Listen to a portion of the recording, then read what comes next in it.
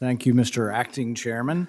Welcome, Ms. Guzman. I enjoyed our conversation yesterday, and I do wish you the best of luck. I think the job will be bigger than the job has ever been in the past. Philosophically, I've been opposed to borrowing such extraordinary amounts of money, and I think it's been a false choice in the sense that we say either the economy collapses in ruin or we bail it out with money that we don't have. There's always been another choice, and that's examining whether or not the economic lockdowns have been beneficial. There's no evidence really that any of the COVID lockdowns have affected the trajectory of the virus. Even President Biden in the last week has admitted as much. The virus is doing what it wants to do regardless of any of our interventions. In fact, there was a Stanford study that looked at 10 different countries and with a variety of economic mandates from very severe to voluntary, and really found no difference in the trajectory of the virus. In fact, if you look at the trajectory of the daily incidence of COVID-positive patients, it's growing exponentially despite any of the mandates that we put in place. If you look at state to state, between the states that have lax parameters to the states that won't let you go anywhere and have to wear a mask outside, or you can't dine inside or outside, there's really not much difference. In fact, the states with the severest mandates really often have some of the highest incidence. So Florida versus California, the incidence in California on a per person or a per pro rata ratio is actually much higher in California than Florida, despite California having the harshest lockdown.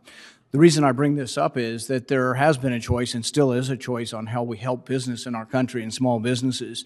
The small businesses have been devastated by government policy, primarily governor's policy, but they have been devastated by these rules. So the choice isn't just shake the free money tree, print up money, and give everybody money or nothing.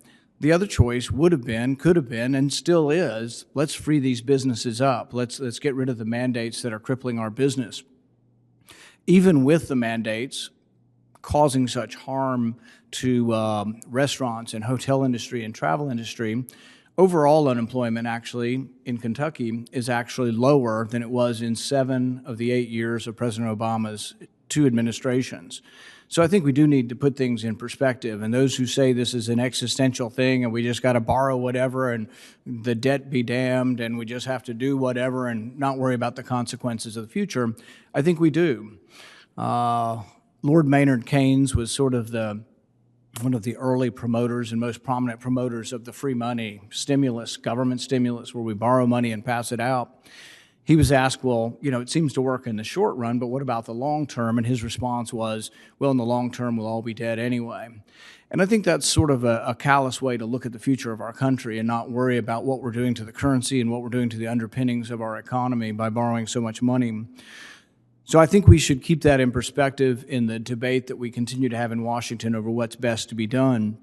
The programs that that have been put out before us, PPP and the others that are, many of them gradually being shifted from being loans to grants, I think actually gives more incentive for more corruption to happen. We are already finding people who bought expensive luxury cars, Lamborghinis, things like that with their PPP money. Some of them are being caught.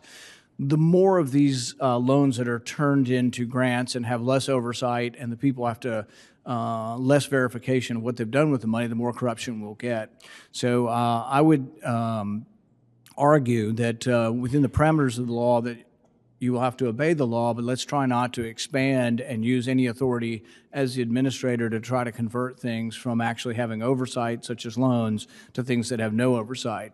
Now, Congress has changed some of these parameters, and we'll live with that, but I really do fear that a lot of corruption is going to happen, and more corruption will happen as more of this is turned into grants. So as we move forward, Mr. Chairman, I think it's important that we continue to have a debate over what works and what doesn't work. And the virus has been devastating in many ways to so many people. I have friends who have died from the virus. I have friends who are currently sick with it.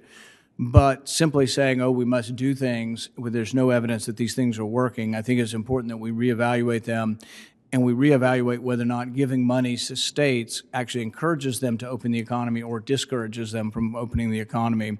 I, for one, think that the only thing that will change the trajectory of this is the vaccine, and I look forward to the time when we get the vaccine out to more people. The states that are utilizing private entities to help them get it out are doing better.